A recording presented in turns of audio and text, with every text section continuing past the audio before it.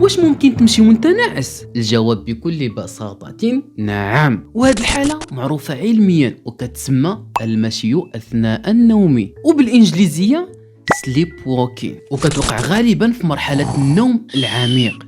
وفي هذه المرحلة المخ ما كيكونش واعي، ولكن الجسم كيبقى قادر يتحرك، يعني ببساطة الوعي ناعس والحركة فايقة. ولكن السؤال، علاش كيوقع هذا الشيء؟ العلم كيقول بان المشي اثناء النوم كيوقع ملي كيكون واحد الخلل بسيط في التواصل بين اجزاء من الدماغ. الجزء المسؤول عن الوعي كيبقى ناعس، ولكن الجزء اللي مكلف بالحركة كيبقى خدام. ولهذا بعض الناس يقدروا يمشيو يحلوا البيبان، واحيانا يديروا حوايج معقده وهما ما حاسين بوالو. يعني تلقى راسك مشيتي للمطبخ وكليتي، وفي الصباح تقول لهم لي ما كلتي. الو خويا احمد، راه عندنا جنان في الدار، ما كاينش شي جن قدك. ولكن الطامه الكبرى هي يكون فمك اللي كيتحرك وكيخرج العسل. الله يلعن التصله والفصيله والنقطه ورجع للسطر. ولا تكون كتعاود الاحلام نتاعك بالجهر، ناجيه ناجيه ناجيه ناجيه. شكون ناجيه؟